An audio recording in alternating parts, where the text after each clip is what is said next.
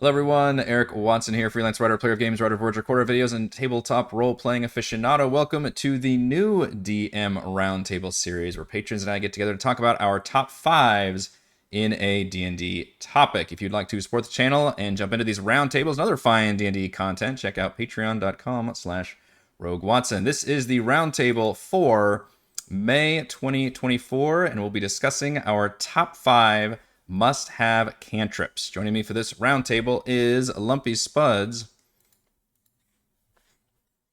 Hello. Jason, Howdy. and Brandon. Hey there. And we have several more submissions from patrons who also submitted their top five cantrips. By the way, the restriction, or not restriction, just the parameters for this topic is any official cantrip from D&D 5e rule books, which I believe includes the Player's Handbook, Xanathar's Guide to Everything, and Tasha's Cauldron to Everything. I think that's like 99% of the cantrips still that we have, which comes out to, I did a quick math of it, I looked through them, over 40 cantrips are available. So we're all selecting our top five from that number, and we're going to jump right into it, starting with Lumpy. What is your top five? Or what is your number five? Sorry. Only the five. My number five is Ray of Frost, mostly because of the reduced speed by 10 feet. I really like that. Yeah, I think the movement ones are something which I'll go into with some other spells that didn't seem very exciting when I first started playing D&D, but the more I played, the more I was like, holy crap, moving enemies around the battlefield is super useful and fun and comes up a lot. So there are several cantrips that can do that, moving in different ways, and Ray of Frost as a subtle mention that can definitely do that. So Ray of Frost, number five. I don't think we see too many Ray of Frosts on here either. I don't want to spoil things too much. I So interrupt something really quick, go ahead. just with a question.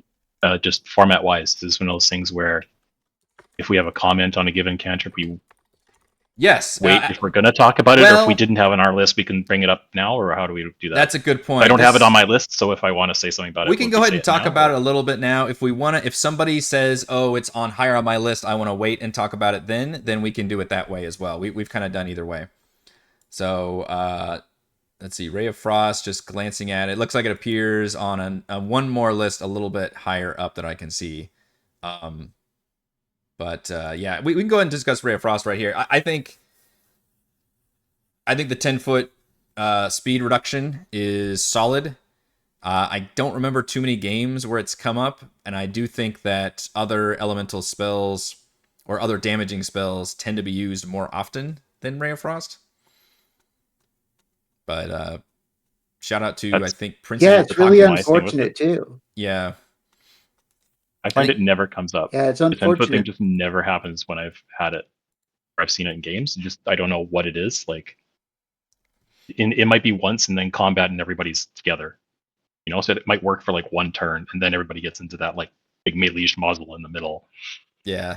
Go ahead, Lumpy. I like the theory of it, like stay away from me, but it just never happens for me, so I don't have it on my thing. Yeah, I have a couple players, and I usually like to play as more ranged combat kind of characters. So being able to keep outside of combat is just kind of key. So if you can slow them down, they can't even come close to you. I might lean towards Jason. I haven't seen it used too effectively too often, but maybe it just hasn't. I haven't seen it people take it enough and had the battlefield be large enough to where it ends up mattering too much. I say this now, but I definitely had a warlock who had it in Ooh, my really? Did that Prime of instead the of? Frost Maiden game, and she had something else that stacked with it. I could never touch her. Hmm. She was like a water genasi or something, so she had something else, a tentacle that did like additional 10 feet of like something. So it was Okay. just like, you come back here so I can hit you. And she's like, nope. I That like just reminds me month. of you getting so frustrated in that boss fight. It's like difficult terrain. What? My only weakness. Oh yeah, I'll just jump over everything. Yeah. All right, Jason, number five. Oh, okay, I've got Eldritch Blast. Now, which is awesome when you have Agonizing Blast and Repelling Blast. It's like Yes. probably the best thing in the game. And it's force damage, so it's just like one of those things that you can like be a million miles away because the range is ridiculous, and then just push people away, and then you're doing charisma damage on top. So that's all amazing. The problem is you've got to be a warlock. So like as an overall ranking, I can't give it that great of a rank. I like using it when I got it, and I hate it when I'm a DM because you can't touch anybody. So yeah, that's my 5. Eldritch Blast, I will say, appears on my list. So I won't go into it, but I'm also a big fan of that spell. We can definitely discuss it then as well. Number 5 for Brandon. Pick Magic Stone. What the fuck is Magic Stone? Yes, Magic Stone's from Xanathar. Hardcore. Everything. You touch 3 pebbles, so like the idea is that no matter where you're at, you just kind of shove them up from the ground, and then you can make a ranged spell attack, and you can do it by either throwing at them or you can have a sling. Now, most Magic users are gonna not be super strong or dexterous or whatever, but you can give these pebbles to other players. So if you've got a fighter who's not ranged, but they've got high strength, you can give the stone to the fighter and they can chuck it at people. Yeah. And so the way that the damage works is you get bludgeoning damage equal to 1d6 plus the spellcasting ability modifier. So early in the game, even if somebody else you're still going to be throws it. Yep. So they get a plus. You're going to be somewhere between 3 and 5 toward the middle of the game, and then it tails off toward the end because it doesn't increase, like it doesn't scale the way some of the other cantrips do. But if you're in like a low magic campaign where it's difficult to come across magic items, or you have somebody who doesn't have any magical items and you're fighting a monster that is susceptible only to magic damage, this is a great way to get them into the fight. It's also a bonus action to cast, which is, in my opinion, one of its strengths. Okay. You should have led with that. That's a key point, I think. Yeah. Magic Stone, a dark horse pick, though, for sure. We'll go through my... or does anybody else have a comment on Magic Stone? Other than I've read it and not realized the value of it, but yeah, like low level, that sounds great. Like it's giving a magic ranged weapon to characters who probably don't have a ranged magic weapon. Yeah, it does feel kind of level thematic. 3. That's kind of cool. Thematic for a wizard who doesn't want to like hurl like elemental abilities. Something be like, no, I'm just gonna enchant these rocks and give them to you. To be fair, it's not a wizard spell. I'm seeing Druid, Warlock, and Artificer. Really? Yeah. Oh, this is on some. Well, Druid makes sense. Wiki.com, so I'm not sure how accurate that is. Yeah, but that's what it says. I feel like wizards just have everything. Like, come on, man. I guess this stuff's like specifically like divine, but whatever. All right, we have a bunch of submissions to get through. We can run through these because I think most of these appear on other people's lists farther. I guess specifically if they appear on any of our lists is when we should kind of table it and talk about them when they come up. Stan at number 5 said Chill Touch. He and a lot of people just wrote kind of brief comments, which was decent damage, long range, prevents healing, and undead disadvantage. Which, yeah, Chill Touch is pretty cool. I think it's also described in a really cool way. It's like a skeletal spectral hand that like force chokes you or something, or you can like slapping people. You can really play around with how creepy it is. So really plays into the theme of just a cool, creepy necromancer. Like your auto attack ability is just that cool. It sounds like it should do cold damage, and it's not a touch spell. It's like so then total bullshit. It's like the goosebumps. Like I get what they're going for, but also we're playing RPGs where people are also throwing elemental abilities around. So anything with chill in the word, you're like, all right, you gotta. I know there's probably a better way to get that across. Scared silly. Refus said Guidance, which is definitely appearing on this list quite a bit. Says very handy cantrip, but I've not seen use of this at the tabletop, although plenty of use in Baldur's Gate 3. And what's funny is several people even referenced holy shit Baldur's Gate 3 with its use of Guidance. I agree, and I love that. I guess I should talk about Guidance also appears on my list. The fact that Baldur's Gate 3 goes out of its way to do the DM thing of like, oh, hey, do you want to cast guidance here? Do you want to cast guidance? Oh, look, there's an opportunity for guidance. You want to add guidance in there? And I'm like, well, might as fucking well. So it's kind of broken in a way. It's just good for like somebody in the party to take it, which to me is like the definition of a must-have cantrip. But that's only at number 5. Genocider wrote prestidigitation, which is not a word I want to pronounce too often. He says, it's a classic do a magic trick spell, likes the flavor, even the name itself is a neat little homage. Fun fact, in 2nd edition, this was a first level spell called Cantrip that let you do basically the effects of this spell at will for 1 hour. There are 3 spells that are very similar to each other.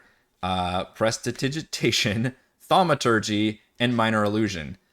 And I think any one of those is really fun for like RP flavor. They're all very Druidcraft, I guess technically. Druidcraft is like the Druid version of that, right? They're all like the equivalent of like, let me do this little bullshit but fun, whimsical, magical effect, or have fun like just jacking with an NPC or showing off my, my eyes glow, or just something kind of cool little flex move, I guess. I almost feel like all of these should be baked into your spellcaster and not have to be a cantrip that you select.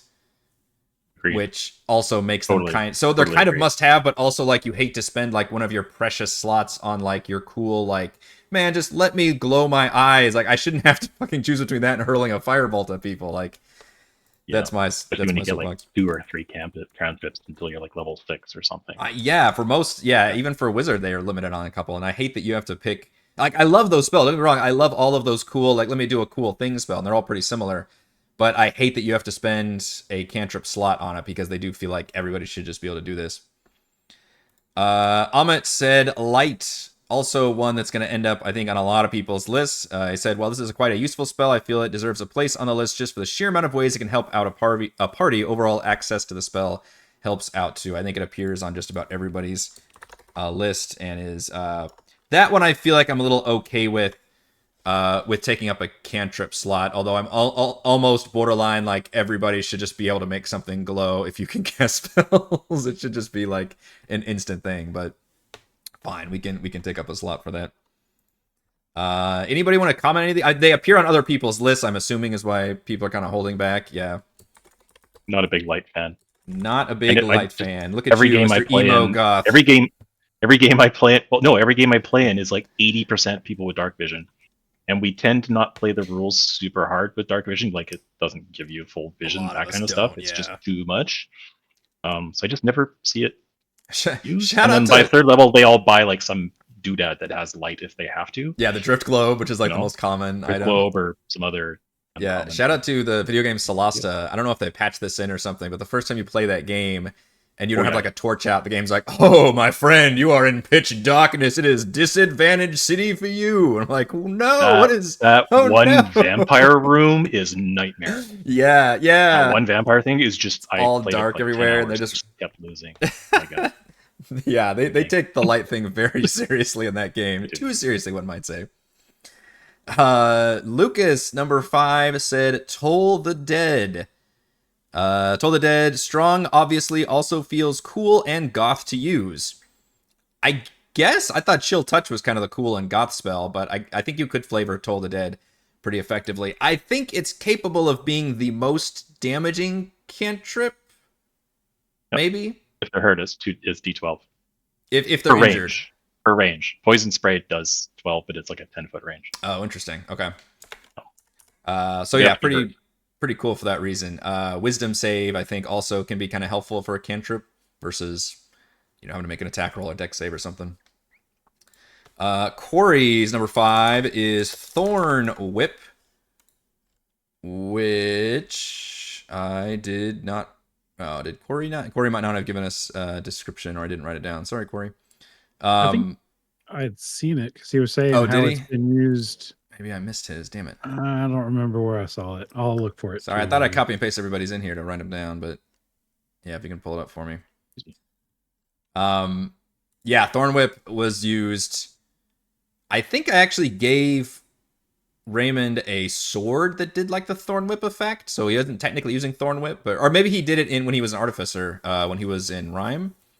Was he actually using the Thorn Whip spell? I don't remember, but he was whipping people around like crazy and making great advantage. Again, those spells that can move people around become super cool and fun to use, and you can manipulate the battlefield in fun ways. Thorn Whip can be a solid choice for that, and I think probably the best druid cantrip overall for just range damage attack as well. It's not on my list. I like it when but they Go ahead. You first. It's not on my list, but I think it gets an honorable mention for sure. I think Thorn Whip's one of the ones that deserves a second look before you just move past it. It's great because there's no size attachment to it. Really? So you can be fighting like You can fight Baphomet or something, I think, and you can just like, oh, no, come here. That seems like a weird oversight for that. Someone can rule. overrule me on that, but I just thought That's fascinating. My favorite part about it is people using it on their teammates, get them out of trouble. It does say if the creature's large or something. smaller. No, It does. Okay, that's wrong. I thought I'm most thinking them of something should've- else. Maybe it got patched in there. I might be thinking of like stunning strike or something. That's ridiculously OP. Now, if somebody using on their teammate, would you argue that they would still have to injure them though? Yep. Yeah. I feel like this Like- also happened in one of my campaigns, like probably Rhyme, because I can remember that one the best, where he like thorn whipped somebody to save them or bring them closer. And I was like, all right, you can do that, but you're still making the attack roll and doing damage and everything. Was I that think not I our remember that. campaign? Wasn't it Empire? I'm pretty sure. Oh, maybe maybe it was also that, but I'm pretty sure Dory used it against me. Oh, in the river, in the fucking to get you out of the water, wasn't it? Yeah. I'm pretty sure she used it against me. Yeah. I was like, you're what's- doing damage. What's funny about this? I think is, George was in my- using it. Go ahead. Oh, I was just gonna say, I think George was using it in Tomb of Annihilation campaign too. 'cause George that's had where it- you gave him the sword. The sword, yeah. Didn't you have the sword? Yeah. Yeah, the sword that was functionally a thorn whip. Yeah. And I gave him that thing. I'm like, oh, this will be a fun thing. And that like became his whole thing, which is fun as a DM when you give somebody an item thinking, oh, this might be fun. And it like defines their whole build and character thing. And I'm like, okay, well, that was well done. It's one of the weird ones to me because it's a melee spell attack that has a 30-foot range. Huh. Yeah, So they're still making a melee. It says Isn't a melee yeah, spell attack and a regular spell attack it's range the same thing? I don't know. It says make a melee spell attack against the target. I And guess then the No. range is 30 feet. Because it's not disadvantage if you're in. Correct. So it's like an actual like whip. So it's like treating it like an actual whip instead Yeah. of like throwing. It's like you That's have actually- reach. It's like you have Wow, reach you instead learn of- something new every day. Yeah. That's really cool. Yeah, it is cool. Shout out the Thorn Whip. My number 5 is Guidance, which we talked about. I was also, I think, seduced by Guidance for Baldur's Gate. But I think also I watched Acquisitions Inc. a lot, and Jerry's character, the Omen with the cleric, would always be like, guidance. He just always like throw that fucking D4 at everybody, and they would get that extra benefit. It's almost just the benefit of must-have cantrip. Now, the problem is I think only clerics can cast it, or maybe Artificer kind of fucked up a lot of spell lists in terms of who can cast what. But it's pretty limited. But man, just for a free D4 for like any skill check. Now you can be a DM and be like, you really gotta do that ahead of time. But in most situations, the players are just sitting there like doing whatever, even in a talking situation. We've seen it at Baldur's Gate, like anytime they're making a check, another party member has a chance to run in and just, or even the player could be like, oh yeah, I want to add friends, or I want to add guidance and start adding all these things on there, which I think is very liberating to see Baldur's Gate do that and be successful at it. Guidance does interrupt concentration though, which has fucked me up several times if you try to keep like Shadow of Faith up or Armor of Faith up at the same time. Can you use guidance in combat to do that, or is it just outside of combat in Baldur's Gate 3? Because outside of combat, it's like, guys, I'm going to talk. You could walk over and touch him. It's not like in initiative, but in combat, it's like it would have to be like a reaction, right? I've never used it in combat because it's only to ability That- checks. So Yeah. I'm curious. it I would- don't know. I haven't played for a while. Shoving So. maybe would shoving, be. yeah, I was thinking there's like Yeah. there's not really grappling in Baldur's Gate, is there? So I don't know. Or maybe there is. I haven't actually messed with it too. I'm sure you can grab and throw people. I'm not sure. I would assume you can still use it the same, but Start guidancing yourself and shoving people. you would have to be it'd have to be that person's turn. But a lot of times with the way initiative works in Baldur's Gate, I don't go on a Baldur's Gate tangent, but you can, kind of have simultaneous turns a little bit. All right, that's everybody's number 5. Almost all uniques so far, except we had 2 guidances. Moving on to number 4s, starting back up with Lumpy Spuds. Well, for that one, I actually have another new one, Mending. Nice. I just love that cantrip. It's like one of those things that people don't think about it, but yeah, like how many times have just something been broken or torn up message or something like that? You can all of a sudden get through a tricky situation by just fixing it. I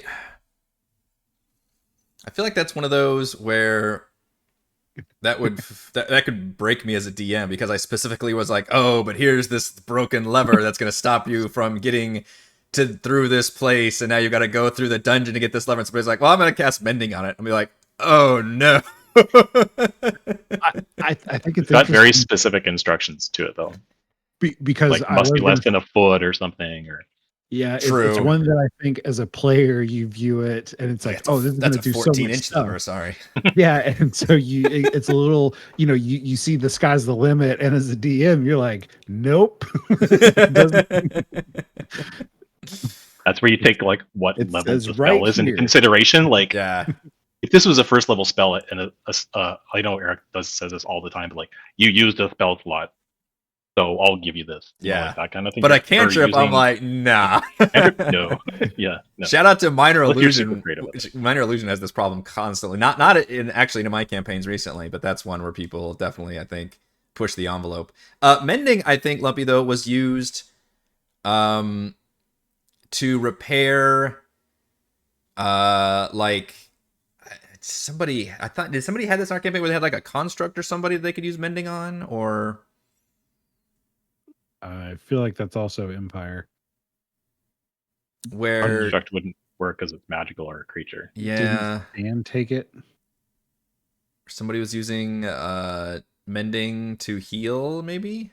Yeah, I feel like I think Alaric was using it to heal Io, but I could be wrong. Yeah, maybe. That's the only thing I can think of that Mending was used for.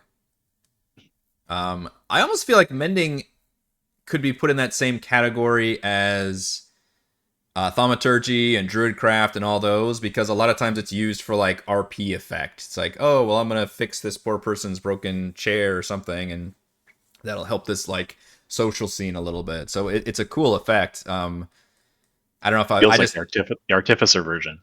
Yeah, I think so. Yeah, basically. In fact, it's probably, I don't know who's... Oh, it's actually on like everybody's spell list. Jesus. Yeah, biggest thing that I've seen it used for is rope. People are always cutting rope to be able to do one thing or another. Oh, and then just all of a sudden it's put back together. I have 300 feet of rope now. But I'm only mending a little section at a time. It just takes me a hot minute. Several hot minutes, in fact. All right, so that is Mending for number 4 pick. And I don't think, I think Mending may be a unique one on all this list. Jason, number 4. Oh shit, my turn. What did I say? Number 4 is, I have Mage Hand in there. You do have Mage Hand in here. Mage Hand appears a lot on this list. Yeah, as a DM, I hate it. Yeah, I get it. I get it. It just nerfs so much stuff that's like, especially at lower levels, it's like, but the thing is 20 feet over here. What are you gonna do? Like, what cool thing to like jump over, use all your? No, I just cast Mage Hand. Right. And there's like at least 10 spots in Tomb Annihilation where my party's like, Mage Hand, and the whole room is just solved. You're like, okay. I love it. It's great and it's super fun to use. But right.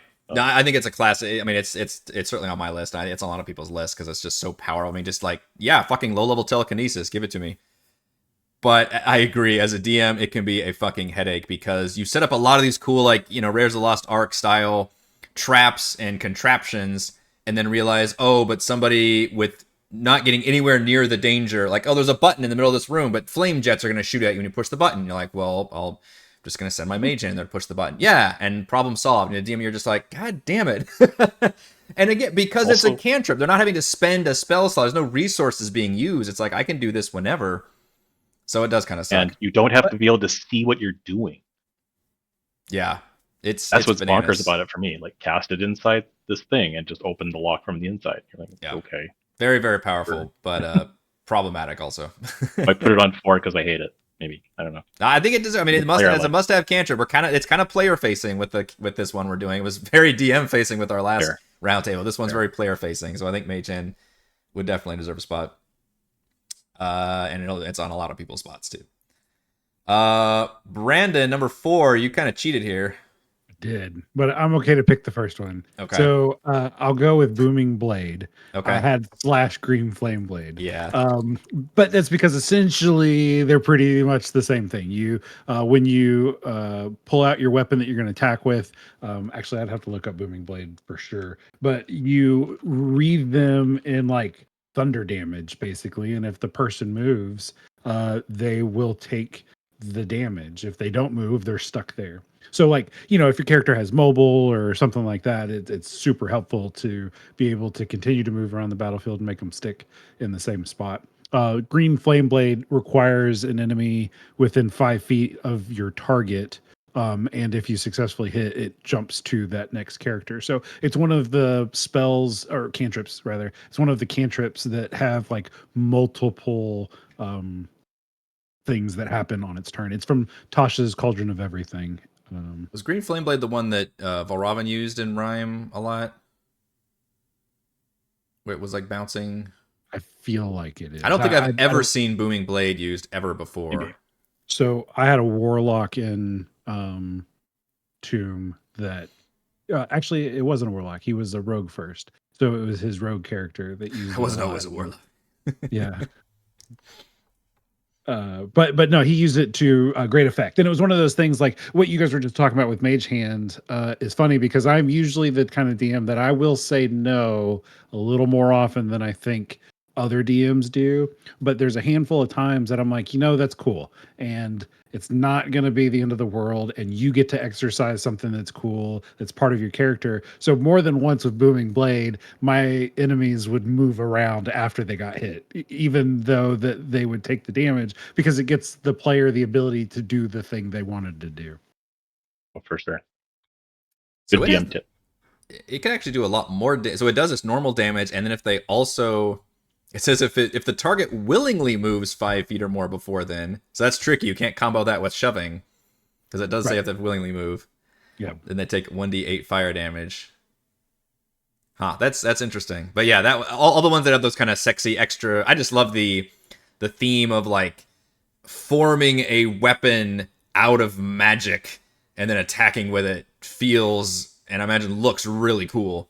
So I'm definitely down for those kind of spells. Well, so like this one is one that actually it's just when you brandish your regular weapon, it's part of the weapon attack. It's like you're enchanting your weapon or something. Yeah.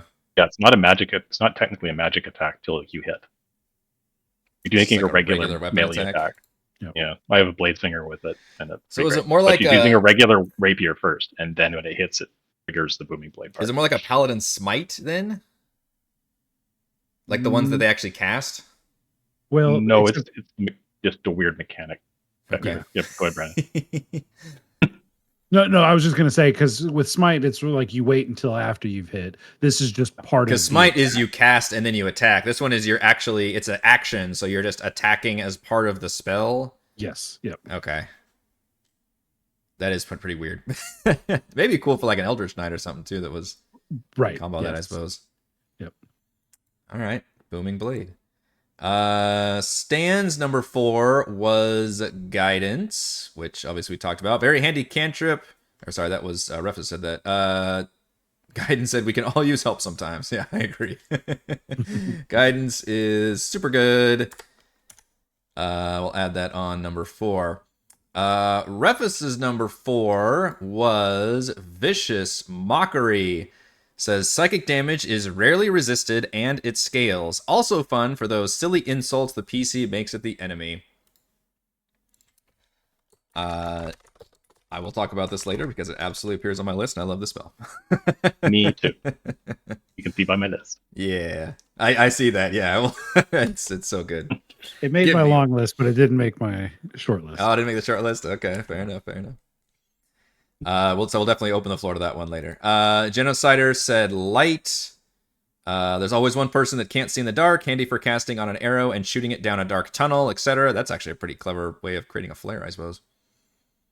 Yeah, light is pretty critical and appears on a lot of lists. That's our first one for number 2. Amit said spare the dying, which is one I honestly forget about, I think, as a cantrip that exists. I don't know if that's always been in the player's handbook or if they got added after the fact. Says free healing, sign me up. Parties always can make use of this. Anyone that is able to take magic initiate also just became a lifesaver. Pun intended. Is that the one that just stabilizes, or does it actually like pull people back up? Just brings them to 0. Brings them to 0. Okay. So it's not. Is it a full action to do it? Yep. It is an action. Okay. Yeah, it says Yeah, you touch a living creature that has 0 hit and you have to points, touch them too. You have to actually touch they the become body. stable. Yeah. Basically, saves you from doing a medicine check. That's the only thing I think It saves you of. from using a spell slot or doing a medicine check. Yeah, and 'cause it's a a low medicine medicine check, so A medicine check would effectively do the same thing, but a cantrip would say, okay, there's no chance of failing this, and this does the same thing as what a medicine check would do. So, although I It is think a tough 'cause house. it Go ahead. does have to be a living creature, so you have to catch them before they die. oh yeah, it's not Well, resurrection. right. I assume the point of this was to get people who are currently rolling death saves, basically, who are in like that dying state. Yeah, this is not like Revivify or something. That would be a little much for a cantrip. This is when somebody goes down. Yeah, you have no way of getting them back to 1, but you don't want them to literally roll from or die from death saves. But I don't know. I've got house rules for like administering potions and all that. I think all of those would be probably a better action. But it's nice that this does exist in the game, I suppose. So spare the dying at number 4. Lucas said Sacred Flame at number 4. I'm kind of surprised we didn't see this one pop up. Everybody's hated spell now because of Baldur's Gate. But everybody's like, Shadowheart can't hit anything. Shadowheart can't hit. Because you're trying to use it on all the first 5 level creatures who all have decks. High dex. It's like you're just fighting goblins the whole first Yeah, 5 that's like levels. their best thing they They're have. like, Yeah. Sacred Flame Yeah. feels a feel good attack spell for holy types. Yeah, I guess everybody should have an elemental attack that works well. And obviously, if you're playing a cleric who is a radiant holy themed cleric, then Sacred Flame is your go-to spell. But the fact that it hits dexterity is kind of weird. I always felt it was more of like an exorcist, like the power of Christ compels you kind of a deal, rather than dex tells me like you're like dodging a physical blast of light. Versus I thought That's this what was it is. like, It's coming down. yeah.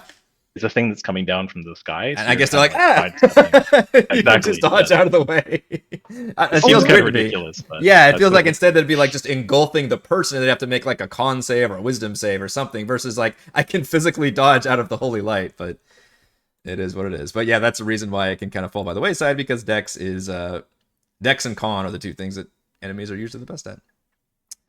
And then Corey's number 4 was Ray of Frost, which we did talk about before with Lumpy, so that gets more points for Ray of Frost. My number 4, I have to scroll down to remember what mine was. My number 4 I put as Minor Illusion, which I kind of already ranted about the fact that I include all of those kind of RP special flavor ones in their own category with Prestidigitation and Thaumaturgy and Druidcraft.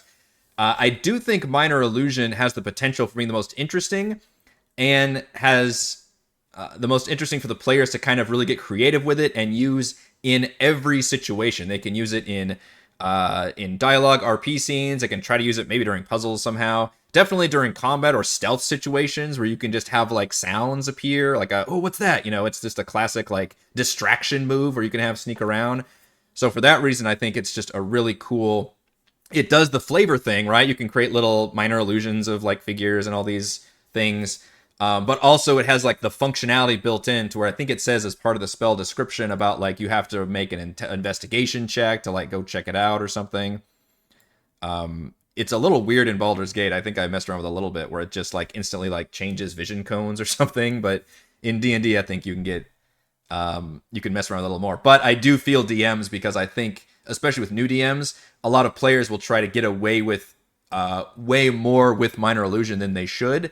And to all the DMs out there, I would highly suggest you look at all of the different illusion spells that are available at different spell slots, because that will give you an idea of what people should be able to do and can't do, because there is already a silent image, I believe is what it's called, for first level.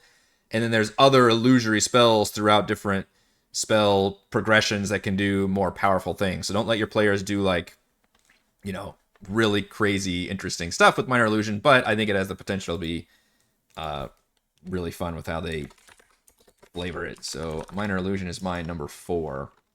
Don't think it's appeared on anybody else's list so far. All right, we are up to number 3, Lumpy Spuds.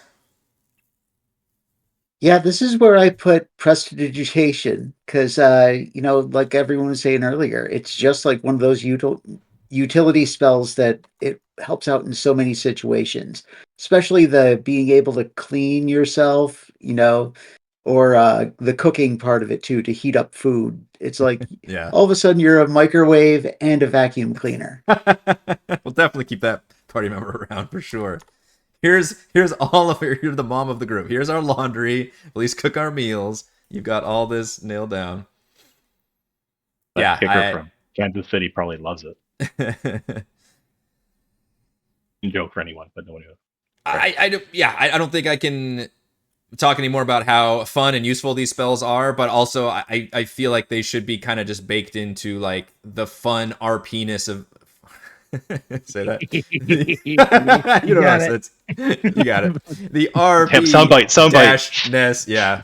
Of the spellcaster, right? I feel like everybody should be able to do those kind of cantripy things. I feel like that's just kind of a basic, I don't know, cantrip thing that everybody should be able to do and not have to spend a spell slot for it. Also, I feel like just having thaumaturgy and prestidigitation and druidcraft as specific different abilities, you should just make one ability that's like, hey, you can make a minor conjuration thing.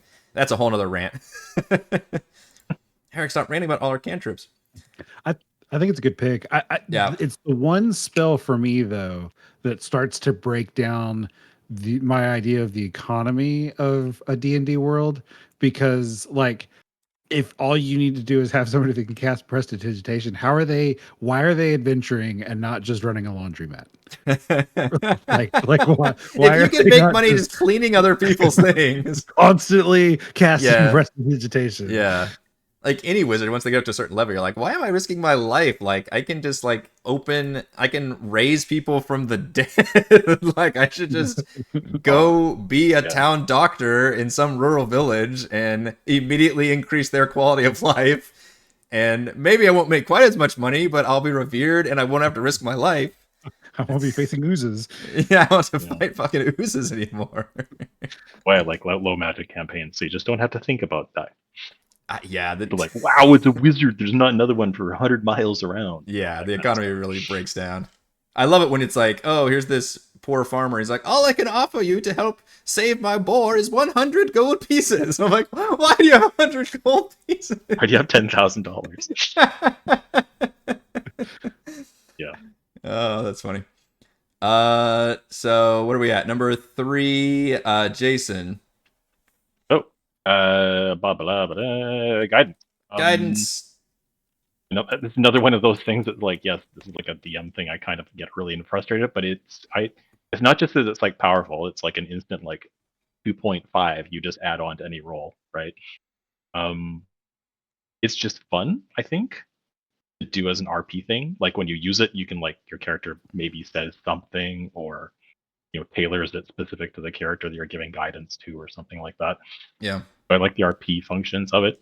And again, with me, it's like as a DM, I'm like, just don't use it all the time. Like it just, you know what I mean? It just seems like a little much to use it for a cantrip. That just seems kind of busted to get 2.5 on every character who does anything. Yeah. Seems odd to me. But if I'm playing Baldur's Gate, fuck it. Yeah, right. There's no DM to complain. I don't care about Baldur's Gate, the DM. What was... I need it. So Edmund in Rhyme used an ability that was not guidance. It was, I forget, where he could add like his, as a reaction, could add like his intelligence to The somebody. Flash of Genius. Flash of Genius. In Artificer? Yeah, Yeah. I have that on my Artificer. It's awesome. Yes. And that was another ability where I was tossing fives around as a reaction. Right, yes, which is huge. You don't even have to roll a dice, just the instant. And I thought that was such a powerful ability, but that reminded me of guidance. But I liked it because it wasn't a cantrip, right? He did have a finite amount of those to use, and he flavored them always really funny. He's like, oh, no, that's not what you meant, or I already saw how this worked, or I did this. And so it really added a cool RP factor, too. So I feel like that's like a better version of guidance in a lot of ways. It's like a 30-foot range as well. Yeah, you don't have to sick. like walk up and touch the person. Yeah, the fact that guidance also just exists as a cantrip that you can do. I would probably be a little bit more restrictive if I had to about like, well, this is kind of a tense situation. You're in the middle of a puzzle thing. You don't have time to cast guidance. But other times, if they're just like lock picking or something, I would probably allow it. However, I've almost never run into it in my campaign where players either don't ever cast it, don't have it, haven't thought about it. So even though I recognize how good it is, I don't really have much of a firsthand experience with it. Brandon, number 3. I picked Toll the Dead, which is a Xanathar's Guide to Everything. It's an action that is a 60-foot D8 wisdom save, necrotic damage. But if they're missing any hit points, it does a D12, which we talked about. Yeah, and it scales over time, which is big. And Wisdom's a good one to exploit, I think, for a lot of enemies. They're not great at Wisdom. I think the biggest problem with that spell is necrotic damage is almost one of the worst ones you can do in terms of how many enemies can be resistant to it. I know Poison, I think, is literally the worst one because of all the resistances immunities. And I feel like the next one is either necrotic or fire. Fire is terrible. Yeah. In terms of if you want to like flame, what I'm trying to say, flavor your spellcaster in a certain element. Poison's the worst one, but yeah, I just think a lot of enemies have some necrotic resistance as well. But yeah, Toll the Dead's cool, and it sounds cool. The Dolor's Bell or whatever, it's just this, I don't know, it seems creepy and neat. Definitely a fan. And obviously, Savra, it's our go-to spell for our current campaign, so cool to see that one. Number 3, Stan put Light. I think we've talked about a lot of, but if I have Stan's thing, what does Stan say? Light, cheaper than a torch and waterproof. Both of those are true, although I don't remember ever worrying about having to keep track of torches. Also, I am not a video game, so I'm just like, you can have unlimited torches, I don't care. The waterproof thing is definitely true. Number 3 for Refus was also Light. So Light is suddenly in the top running, getting all these number 3 spots. Light, Refus said, for the poor humans or the handful of races that can't see in the dark, it's just handy and saves taking up a hand with a torch. Also, see my players do things like casting a coin for quick one-off use in stealthy situations and tossing a lit pebble to cause a distraction. I will always shout out to people using light in creative ways. There is a cooler light spell out there, by the way, which I don't see on any of these lists, but also does require concentration. So, but I'm kind of surprised nobody added it on there. Number 3 from Genocider is another Toll the Dead. Says 2d12 cantrip at 5th level, can combine and cast with spiritual weapon on the same turn, solid damage spell. Yeah. Toll the Dead is also up there now. Number 3, you can actually go through these quite a bit because we're all choosing kind of the similar cantrips. Number 3 for Amit is Guidance. A little help never hurts. Also, this has saved me dozens of times, is what Amit said. I think we've already talked about this one to death, but I will add another 3 points onto Guidance. Lucas, number 3, said Minor Illusion. Hey, I mentioned that one. Minor Illusion, he said, also good for fun tricks and creative fun. I totally agree. Minor Illusion. And stop me if you guys want to say anything, but I think we've already said all of these so far. Oh shit, Corey put Booming Blade at number 3. Wow. I didn't even see that one on there. Shout out to Brandon for starting a little Booming Blade fan club over here. Number 3. My number 3 is... I guess I'm the lowest one on this one. Or no, not quite. Actually, Jason put it lower. Eldritch Blast. I think it's an amazing spell. Yes, it's Warlock only. I think it's probably the coolest of the like only this specific build can cast this spells, cantrips. The fact that so many Warlocks are literally built around this is my thing that I do. I cast Eldritch Blast. I'm just gonna fucking blast. You could technically flavor it. In fact, I think, correct me if I'm wrong, if any of you have played 3.5 edition, the early Warlock, that was their whole thing, is they're like, hey, you can cast Eldritch Blast, and then you have all these different ways of like modifying it in different, like you can turn into like a cone or a super long beam. I only know it through Neverwinter Nights 2, and they added Warlock with, I think it was 3.5 edition, and that was like their whole thing. And now they scaled back on that for 5th edition and just said, okay, Eldritch Blast, and then there are the 2 invocations you can take that modify Eldritch Blast, which 90% of the Warlocks take because Eldritch Blast is that fucking good. It does a D10 of damage. It has a sick range. It does force damage, which is, I think, the number 1 type of damage you can do because nothing's fucking resistant to force. It scales by letting you, I believe, cast multiples at multiple targets, which is also pretty sick for a single cantrip, so it's like you're multi-attacking.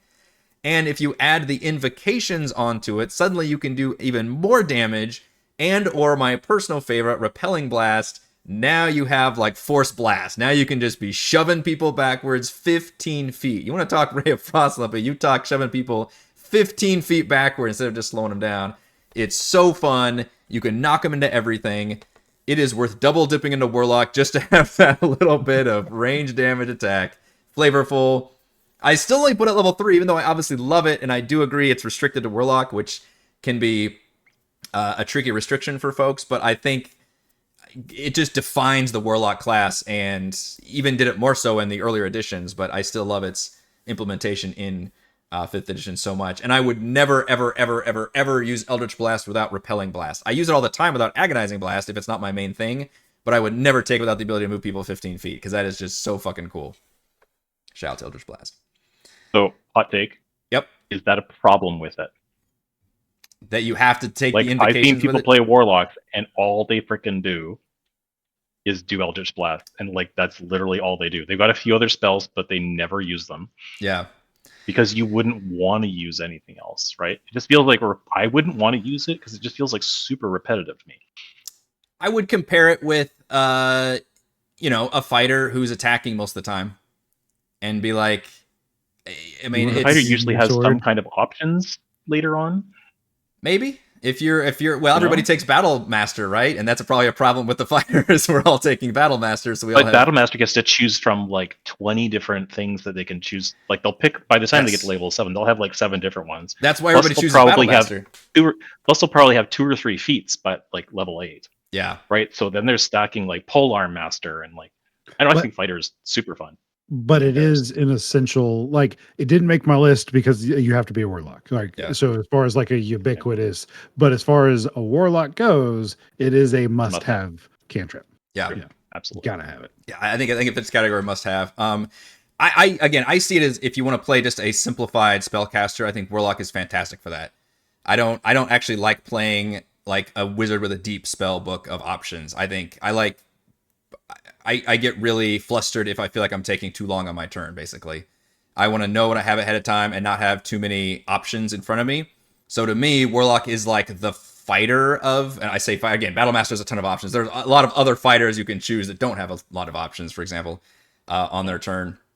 And to me, I like Warlock for that reason, that it's simplified. It doesn't have all of those choices. Oh, I only have 2 spell slots, even though I have several spells I could cast with them, and I can always fall back on doing Eldritch Blast as a mega attack. Now, that being said, Jason, I have played my 2 Warlocks. Were both heavily multi-class disasters of a build. So I even looked at it and said, I don't need to go this simple and play pure Warlock. I can use Warlock plus other things that allow me to have more options. So still love Eldritch Blast. Everything.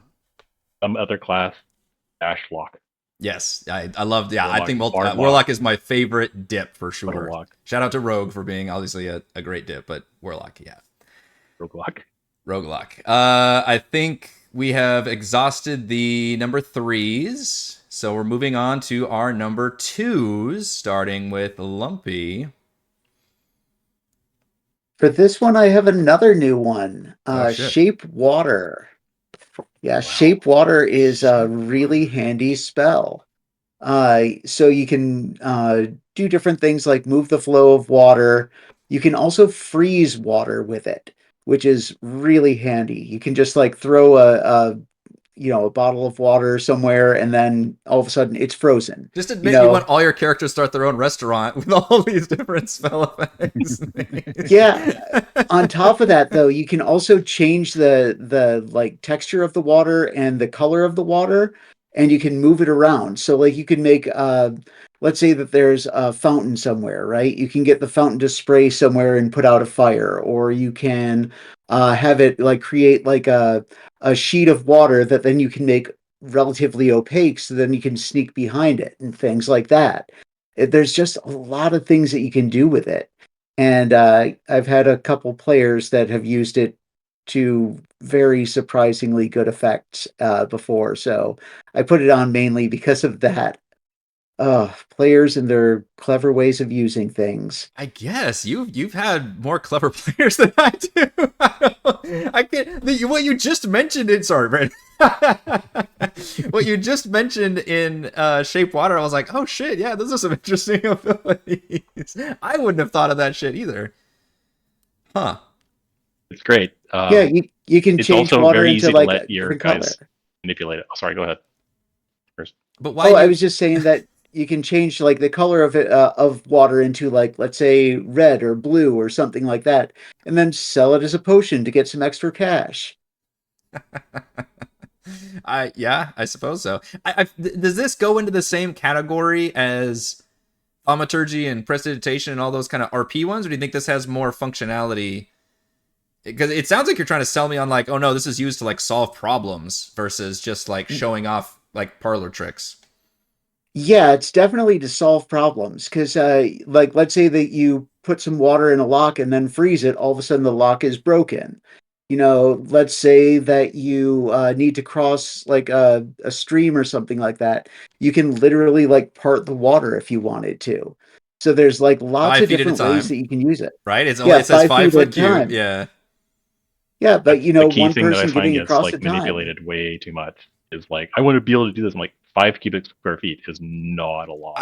Yeah, It's I feel great for like little small things, but I find players always trying to like it's the do minor illusion crazy ass problem, things with right? it. Because I feel like players would, yeah, they'd be like, I'd be like, all Still right, gets can called. you really do all this with a single? Now it does say you can cast it. It lasts up to an hour, I guess, or some of them do. This change lasts for 1 hour, and it says you can have up to two of them at a time.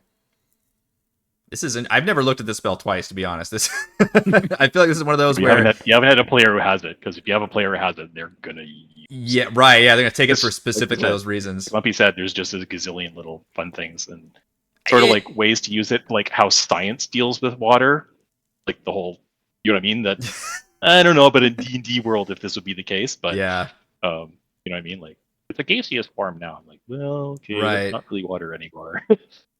Yeah, that's interesting. It is Fun one though. where it would motivate the players and the DM to think outside the box and respond to that.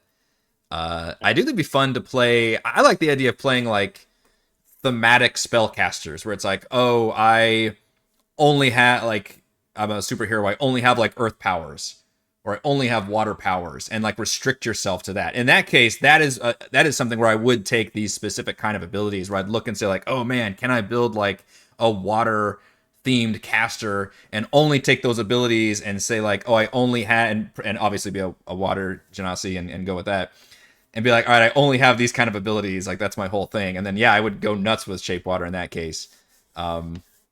Otherwise, I have a I guess I'm player. not that creative. I have a player I play with who is a water genasi cleric, and he's all water and all thunder. And Okay. it's great. He's super creative with his stuff. He's also super like DM, can I please?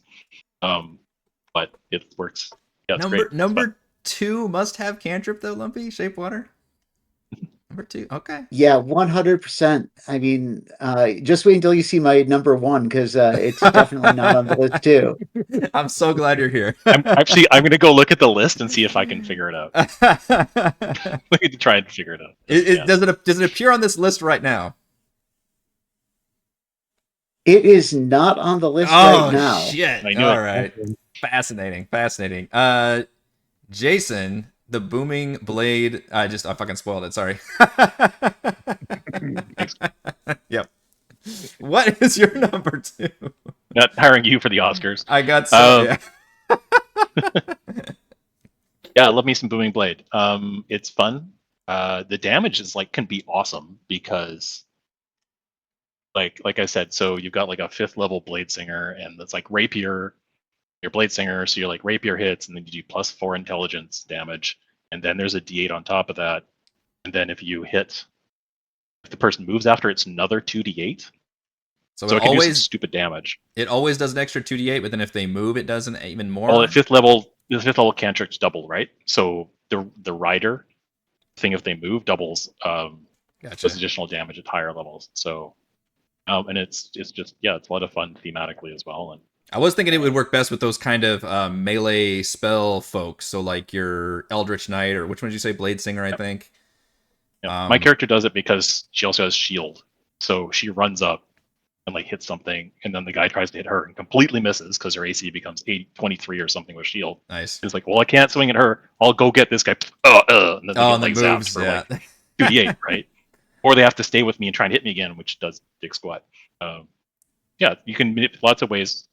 Like you said, characters that have abilities, mobility, or if there's swashbuckler, or it's a very good multi-classy spell if you can figure out ways to use it. What the fuck is booming energy though? It's I like thunder. they try to they try to describe you have an ongoing sound damage. I don't know, you're just reverberating or something. I don't know. I wouldn't know how to describe that. It's sheathed in booming energy, but that's not the kind of damage it does. I imagine it's It takes thunder damage if it warps off. Yeah. I picture I don't know what booming energy is, but it would look like Sunspot from Marvel.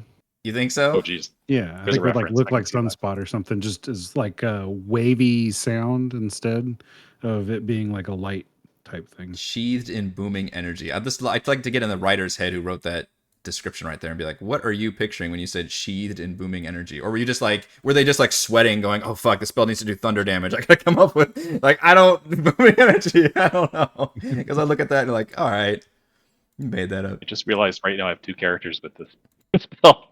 Okay, so I guess I must like it. Booming that was not on my bingo card for top 5s, and it is on several top 5s. So shout out to fucking Booming Blade. It's really common though. I need to check. I have popular. never seen it in any of my. I'll be honest, I've never seen any of my campaigns and stuff that I've run. So I need to look at that one again. Brandon, number 2. So we've talked about it. Chill Touch. I'm gonna add 2 things. Yeah. It is in the player's handbook. It's 120 feet of range. Pretty good. You make a ranged spell attack. The thing is that as part of the UA that they released in 2023 with Bastions, they had released a couple cantrips, and this is one of them that's on there that's been adjusted some. But their adjustment is that it's a touch spell, and it's no longer 120 feet range spell attack. So I don't know if that means that they're moving into this new player's handbook for the new revised run with the same change or not. But that's one of their changes that they made because of how strong, which is why it's number 2. I just realized it's the name of it is Chill Touch, and it's neither because is it's the cold name. nor I've heard touch. that. I've heard this entirely is because of the name. They're like, well, we can't change the name of the spell. Very and have to be confusing. the same spell. It makes more sense to just create another spell that's like Chill Touch. Yeah. And give it a new name. So it'll be like Call of the Grave or something would be. Yeah. There you go. Fucking pay me. It makes a lot of sense. Yeah, that's Chill Touch is a good. I wonder if that would rebalance our consideration then if it became suddenly a touch spell. Because the interesting things is with the change, it's a D8 regularly, but in what their proposed changes, it's a D10. Okay, so kind of balancing it that way. Yeah. All right. And that one's a con save, I think, right? Or no, it's attack roll. Sorry, it's an attack. It's just an attack roll. It's attack. Yep. Okay. Chill Touch at number 2. Probably one of the more popular offensive spells, I think. It just sounds cool, even if it's a bit of a misnomer. But I think it's got one of the cooler descriptions on there. All right, number 2 for Stan was Spare the Dying. He wrote, keeps them from dying without using a spell slot. That's true, but I think there's... Or a potion, or a medicine check. Yeah, I agree. Healing word, or a gazillion other... I mean... If that is done to make... We're technically talking about must-have cantrips, and yes, it's nice to be able to fall back on Spare the Dying, but... Yeah, in 99% of the cases, you would rather use... If you really can't use a spell, then somebody... I mean, it still takes an action to Spare the Dying. The fact that also you have to touch them, touch the body for Spare the Dying, I think is a real bummer.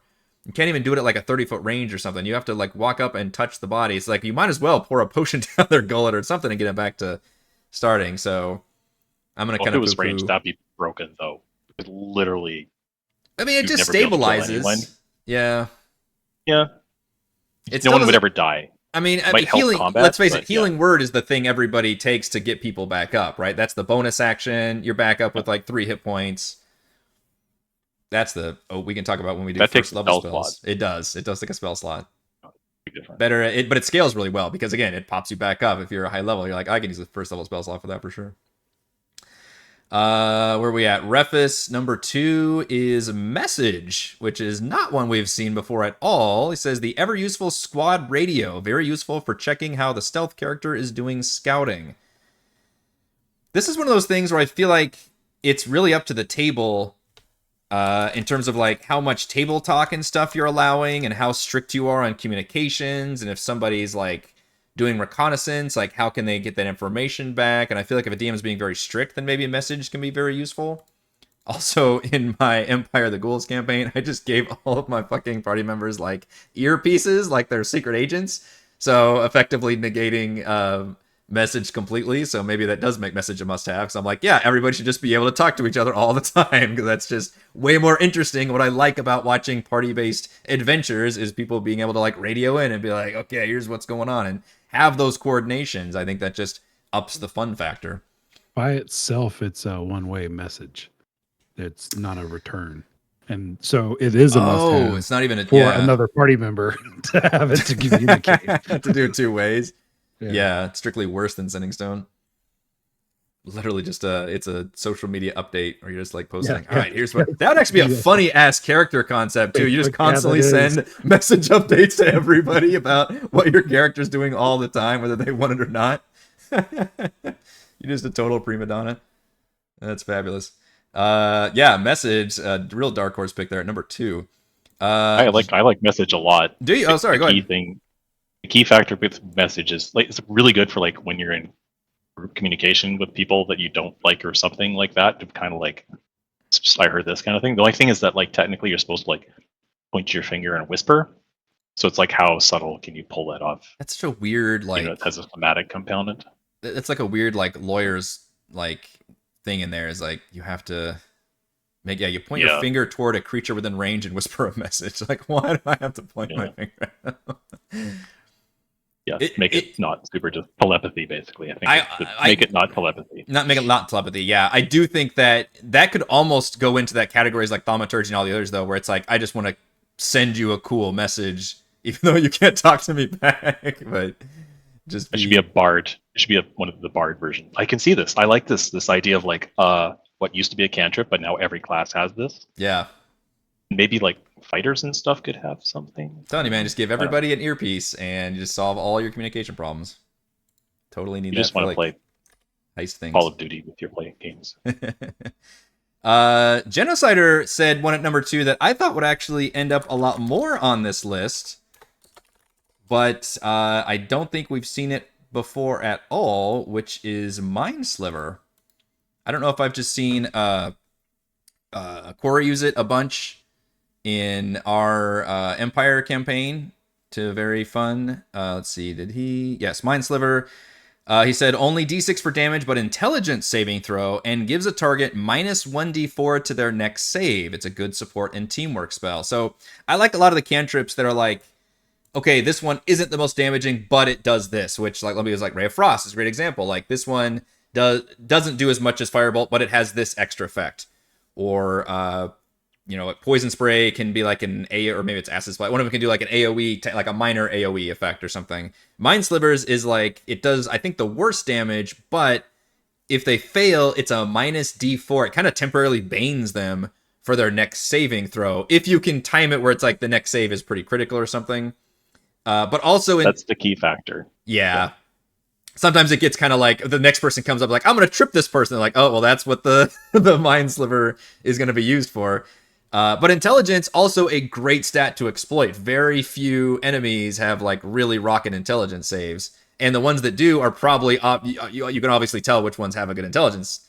They're the big spellcasters. So I think it's definitely a cool one. It's also very flavorful if you're playing just a spellcaster who's not an elementalist, but one who is more, mind themed or whatever. And it's just very classic. So I do like that one a lot. I'm surprised it didn't appear on too many lists though.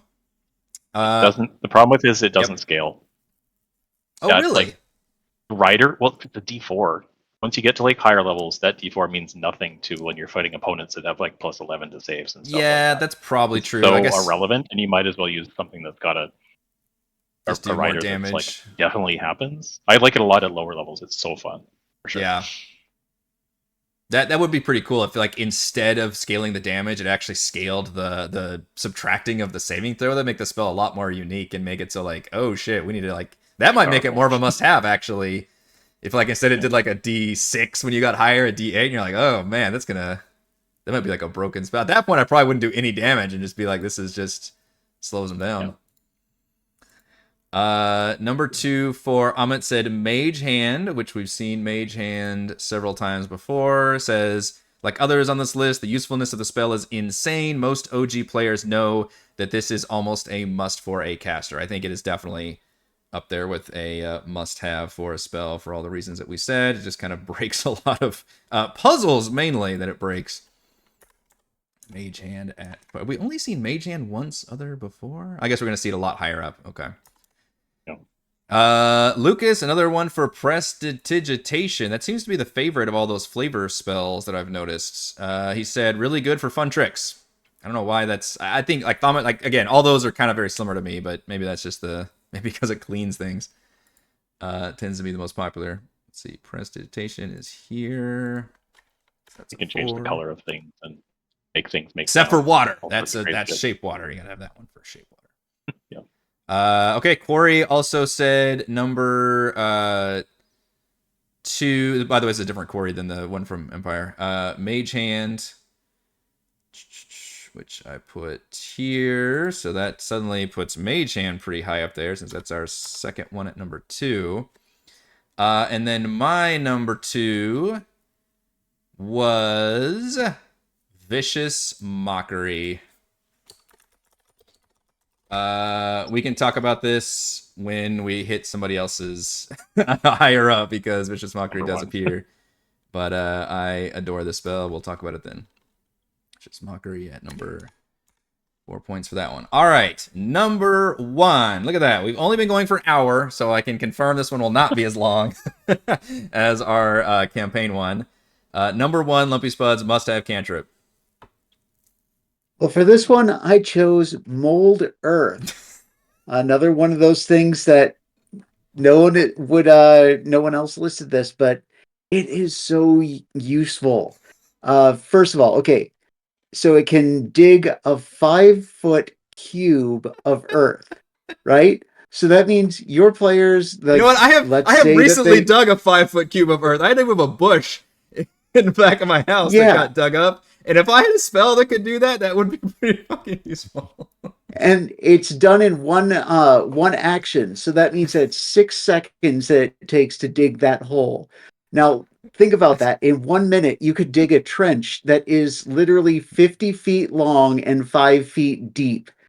I mean, it's just like a whole bunch of stuff that you can do with it. Not only that, but you can leave messages in rocks by just kind of going up to the rock and leaving symbols. You could put writing on it.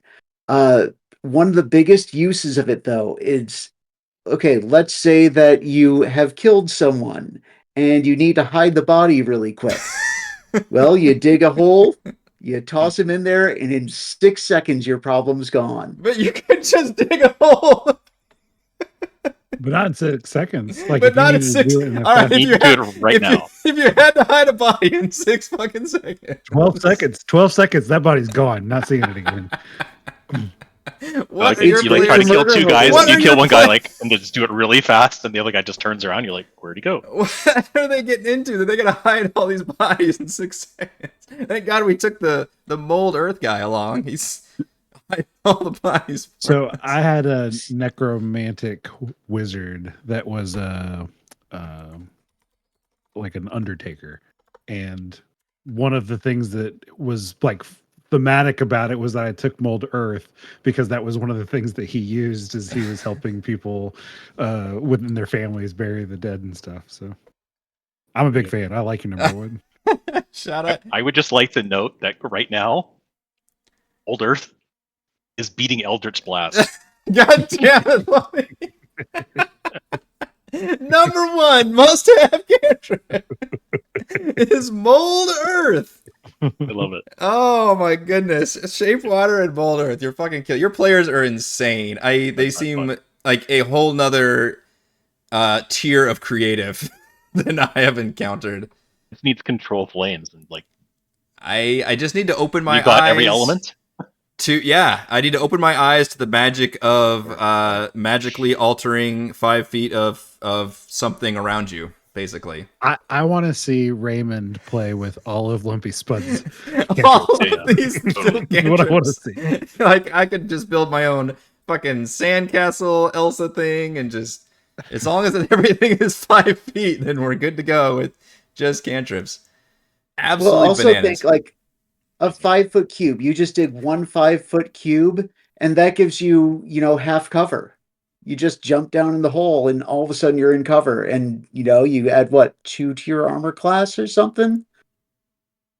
This is some fucking Or galaxy you brain just run shit. 15 feet to the next tree. But what if there's no trees, Jason? Yeah, what if- what if that's there's fair. only Earth?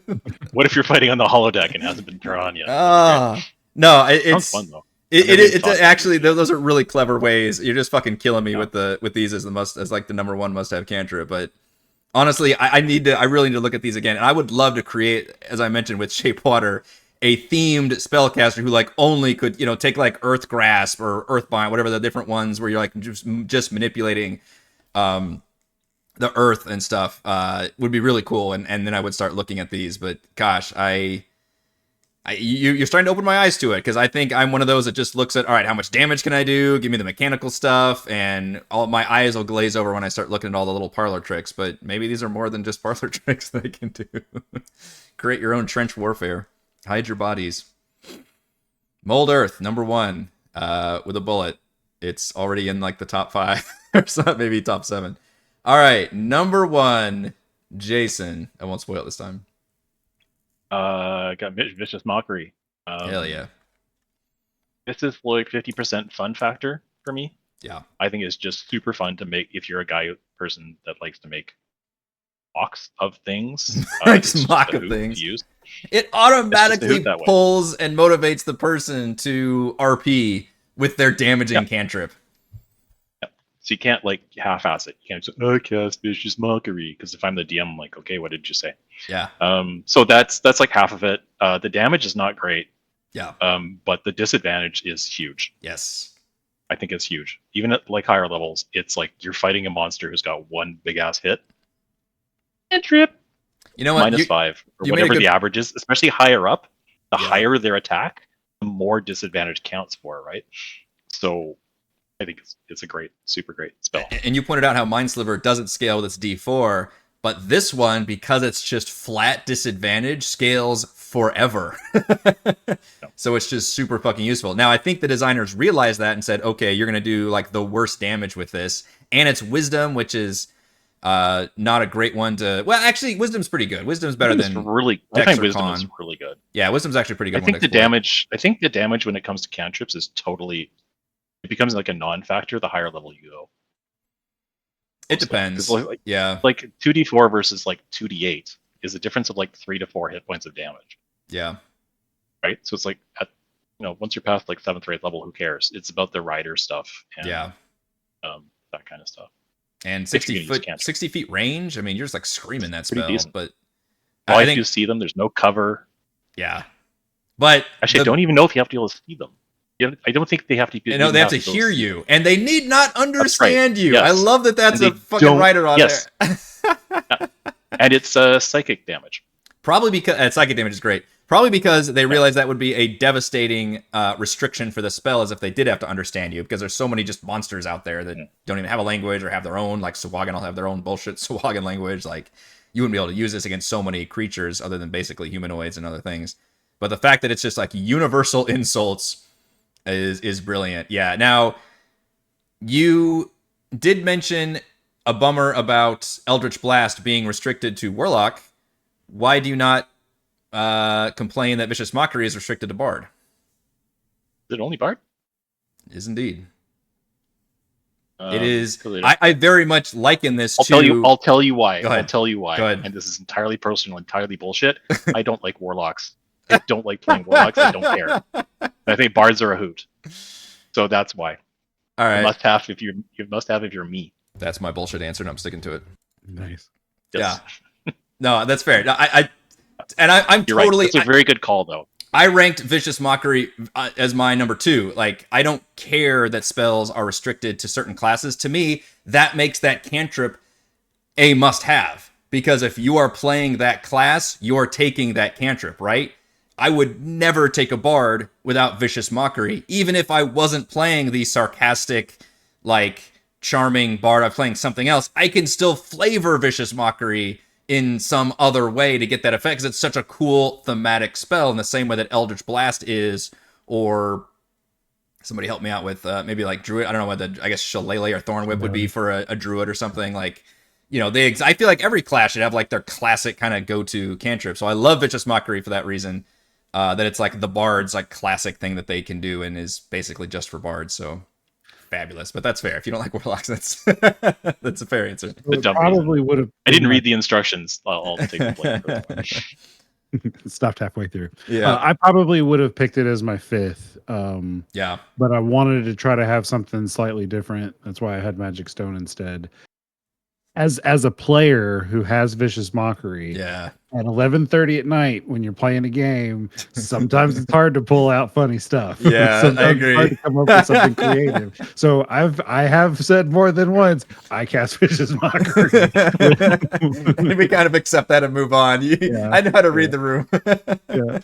Yeah, it definitely shouldn't be like put them on the spot every time, because not everybody should have to be forced to RP with just their basic auto attack ability. But the fact that one is inspiring often to do that. I also shout to Baldur's Gate for doing that. Basically having the character call out these like weird, bizarre, in-universe insults is very cute and charming, and I fucking love it. Number 2 for Brandon. All right. Or sorry, number 1. Number 1. What's your number 1 must-have cantrip? Number 1. I don't understand how this isn't on the list for anybody else. Not it is on the absolutely list at all. insane. It is absolutely insane, and I'm gonna go down with whatever shit. You know what it is? It's shocking. It's fucking shocking. So I've got a couple things about Shocking Grasp. Right, Shocking Grasp is an original player's handbook spell. It is advantage on any target that is wearing or made of metal. That's definitely an old like writer ability that they kept in there, right? Because that's such an awkward thing in 5th edition to be like, are they wearing metal? Like, that hardly ever comes up. You have you get advantage if that's the case, and on a hit they take D8 lightning damage, which few things are resistant to lightning. It's you get more things that way. It scales over time, and it removes reactions until the start of the next turn.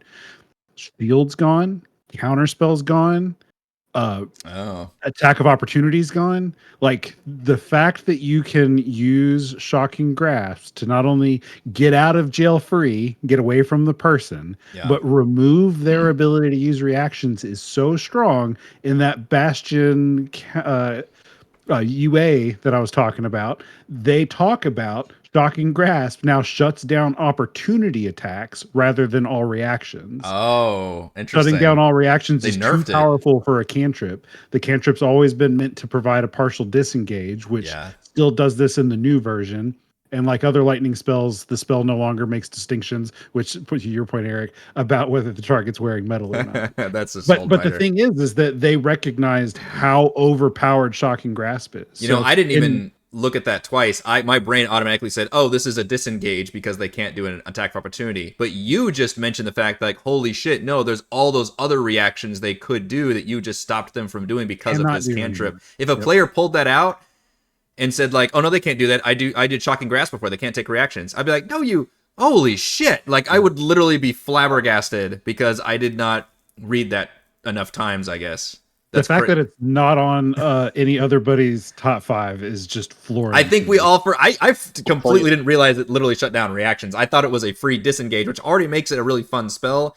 It's a touch attack, so obviously it's designed. You're not going to run up and it's an emergency. It's an emergency disengage, right? Yeah, you're like, this taking the disengage action feels shitty because it's like I am officially running away and not doing anything else. But you can at least attack them and then disengage effectively.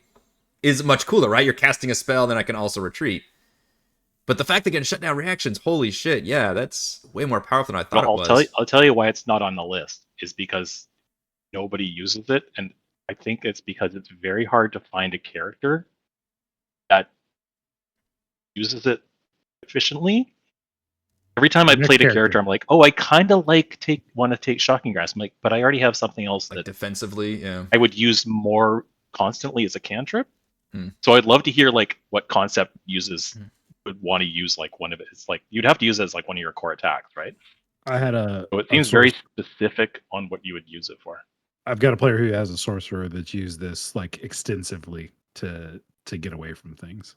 Defensively, right? Like somebody has come into their melee range, and now you want and they'll use it against other spellcasters and stuff. Like that's been the exact thing that we've talked about. That they'll stop them from using shield. Holy shit! I have never even thought about that. How did they not get like? Because you can do that, right? Let's say you're like, because people can only move 30 feet in a turn. So you're like 15 feet away from a bad guy, run in, use it, and like, haha, and then you run away, but you've only run away 15 feet, right? Like everybody who's there can still come and attack them. Some just like, does your sorcerer not get beat? Yeah, but it's D&D. Like your idea of what you do changes literally turn to turn. Like, yeah. So like, just because you are running away, like, yeah, there's a good chance they might come out and get you, but another player might come in and take the space and not. That's what I was thinking. Somebody else is going to come in and like block for you. Like it's constantly an adjusting battlefield. So it's one of those.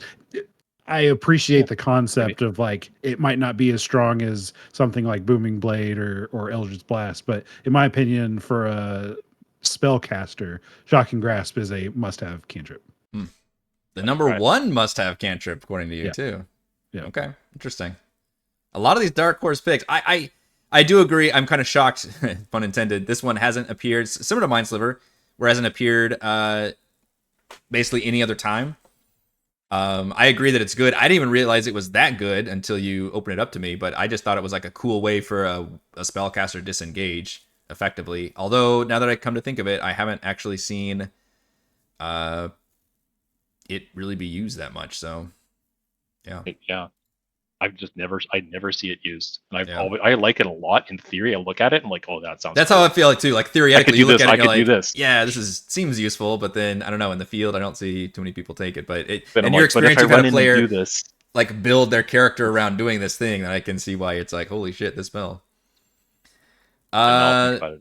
Number one, we're gonna start blowing up some of these spells, y'all, when we start getting down the line of submissions. Number one, Stan put Mage Hand, which we've seen a bunch of times before. Mage Hand keeps your hands from getting dirty. Stan made a few words when it came to these submissions. Mage Hand, that is our, make sure I'm doing this line, 26 is at 5. Number one for Refus was Mage Hand again. Reach high shelves, open trapped doors and chests, distract your enemies, all from the safety of 30 feet. Special invisible version for the Arcane Tricksters, which is very cool, and I would love to see more of in subclasses, which is like, hey, this certain build gets a more unique, different version of this spell that should be like your go-to thing. In this case, the Arcane Trickster gets an invisible mage hand where you can really fuck with people and steal their pockets. Or if mage hand is already incredibly helpful, and now you're telling me you can have it be invisible is absolutely insane. But yeah, mage hand, we've talked about it to death. It's amazing. Another number 1 pick. Genocider helping us out with Eldritch Blast at number 1. He says it's the best damage cantrip. I think, is it technically straight up the best? I know well, it's the only one where you scales for multiple attacks, right?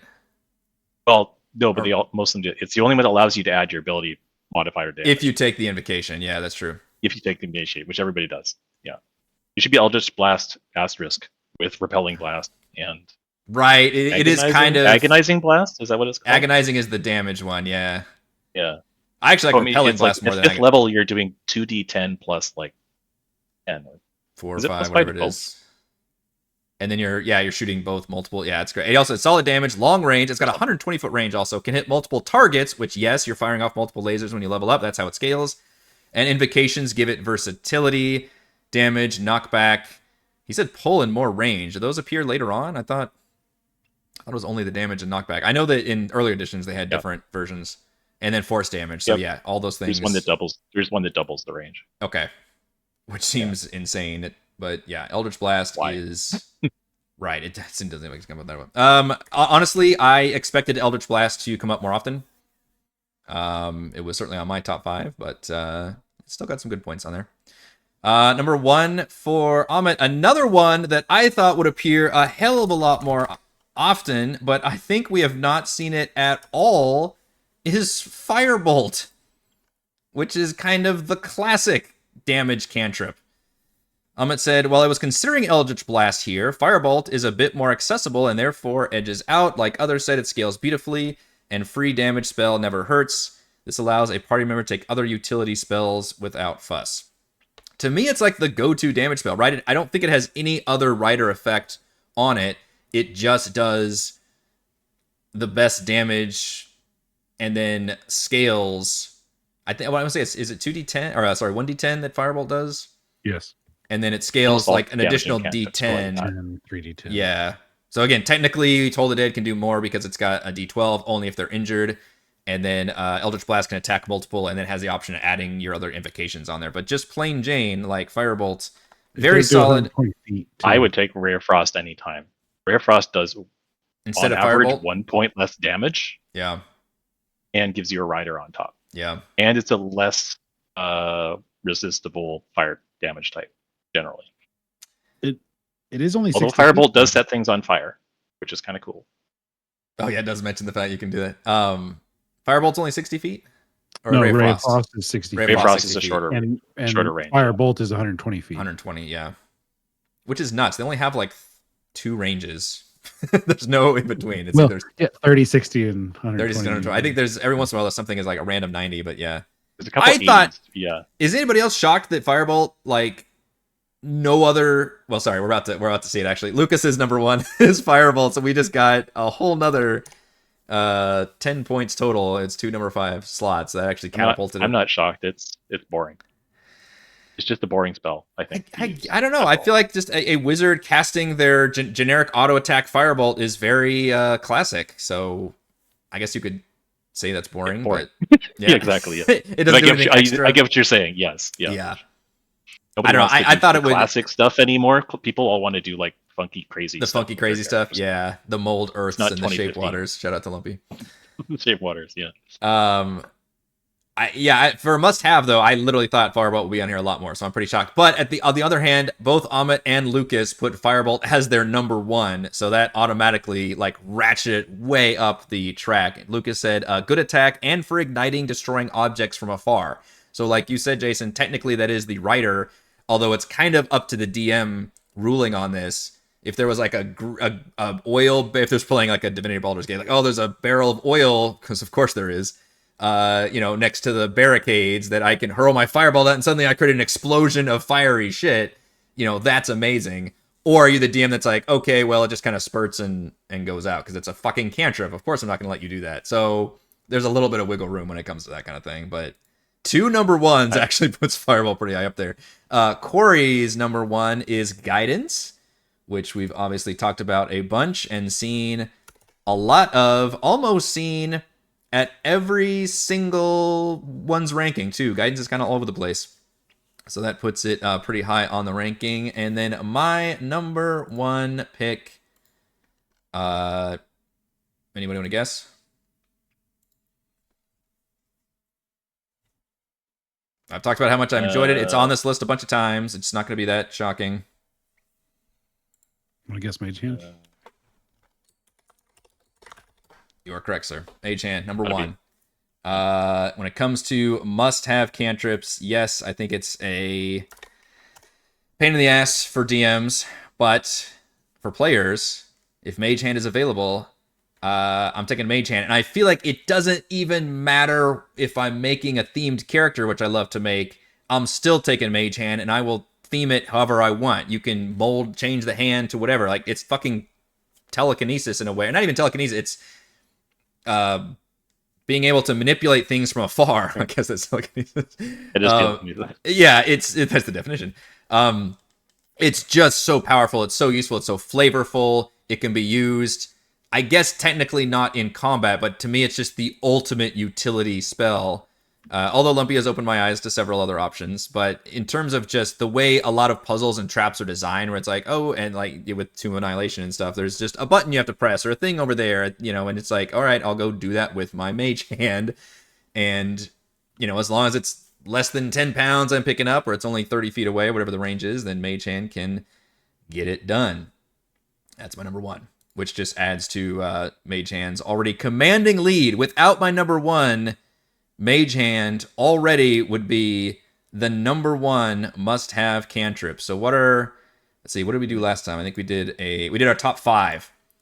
So we'll go through with our top 5 winners.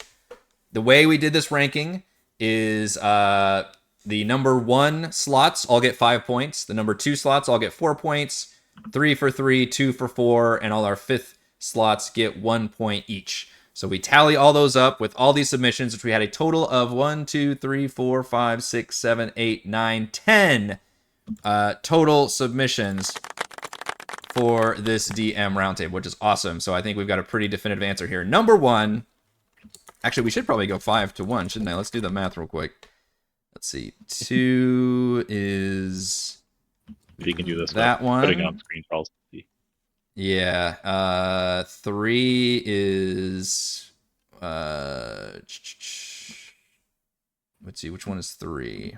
Thank you. I knew there was an 11 right there, which is nope, not that one. That one, okay. And then we've got some ties, don't we? Ooh, okay. How do we do the tie rule? Do we say 4 and 5 have to be the ties, don't they? Oh my god. Both? Or do they become like I think second? Right. I think we have to do 4. That feels crazy. This one is going to get on the top 5 despite not being mentioned at the very end. Wow. Okay. So that one, which I can't spell, let alone say, something like that. And then technically that one. All right. So if we do it that way, Crazy. Our number 4 and 5 are tied with 10 points each. Prestidigitation and fucking Firebolt. Shout out to Amit and Lucas, who broke the ranking by putting Firebolt as their number 1 must-have cantrip, despite nobody else even including it on their top 5s.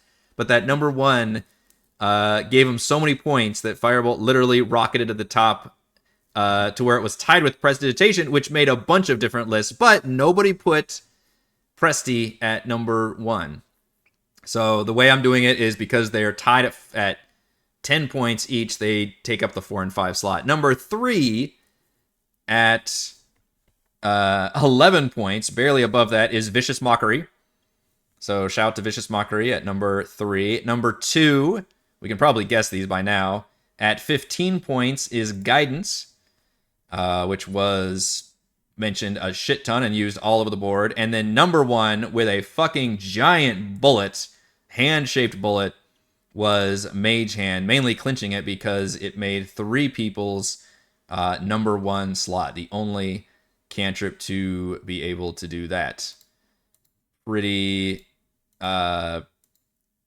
exciting. I think I expected Mage Hand to do well. I expected Guidance to do well. I'm happy Vicious Mockery did well. I expected Eldritch Blast to make the top 5, and it did not.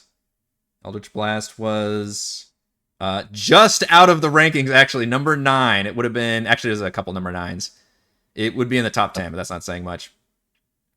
I feel like overall, there's more dud cantrips than there are maybe must-haves. Well, we have half of them. We have half of them listed on our list. There's a good 20 of them here. There's still a lot of cantrips left that were not mentioned at all in the top 5. It doesn't necessarily make them duds, I guess, but I feel like we've got a huge amount here that gives a pretty good cross-section of all the different options. But yeah, top 5 that we have determined with our consensus: Mage Hand, Guidance, Vicious Mockery, Prestidigitation, and Firebolt. And I think that is going to do it for this month's DM Roundtable. Thank you so much to Lumpy, Brandon, and Jason for joining me for the recording.